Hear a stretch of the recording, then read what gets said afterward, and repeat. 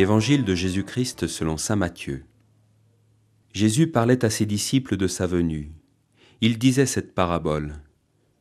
Un homme qui partait en voyage appela ses serviteurs et leur confia ses biens.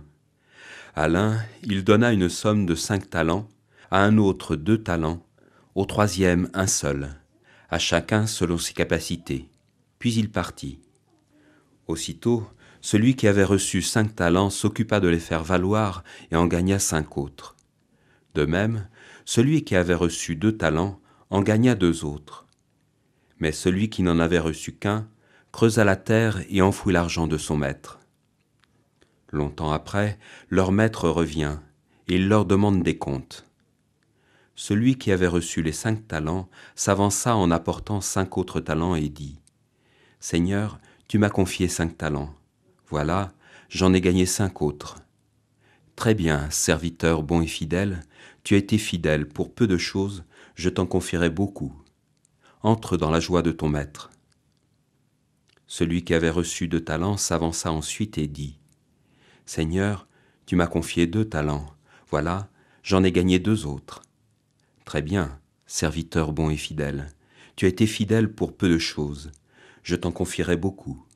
Entre dans la joie de ton maître. » Celui qui avait reçu un seul talent s'avança ensuite et dit « Seigneur, je savais que tu es un homme dur, tu moissonnes là où tu n'as pas semé, tu ramasses là où tu n'as pas répandu le grain. J'ai eu peur et je suis allé enfouir ton talent dans la terre. Le voici, tu as ce qui t'appartient. » Son maître lui répliqua « Serviteur mauvais et paresseux, tu savais que je moissonne là où je n'ai pas semé, que je ramasse le grain là où je ne l'ai pas répandu. Alors, il fallait placer mon argent à la banque, et à mon retour, je l'aurais retrouvé avec les intérêts. Enlevez-lui donc son talent et donnez-le à celui qui en a 10. Car celui qui a recevra encore, il sera dans l'abondance, mais celui qui n'a rien se fera enlever même ce qu'il a. Quant à ce serviteur bon à rien, jetez-le dehors dans les ténèbres. Là, il y aura des pleurs et des grincements de dents.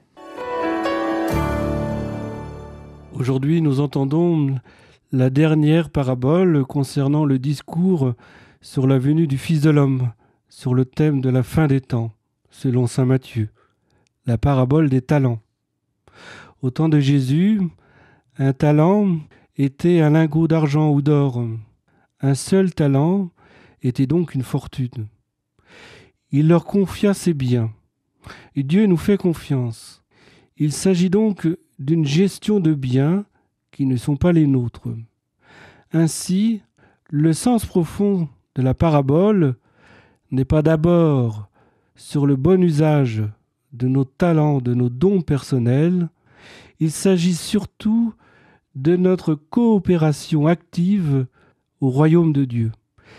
En lisant cette parabole, je crois qu'il faut résister à la tentation de se comparer aux uns aux autres.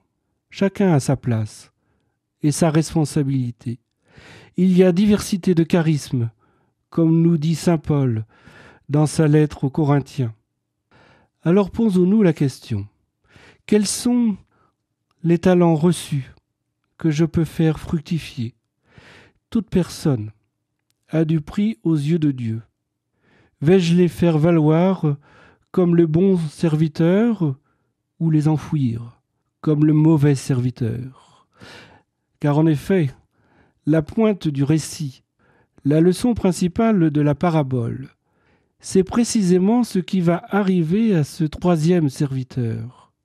Le serviteur rejeté n'a rien fait de mal en soi. Il redonne au maître ce qui lui a été confié. Mais ce que l'on lui reproche, c'est de n'avoir rien fait. Le maître attendait de lui un engagement risqué envers sa personne. Belle interpellation pour nous aujourd'hui. La foi, me semble-t-il, nous invite à prendre des risques.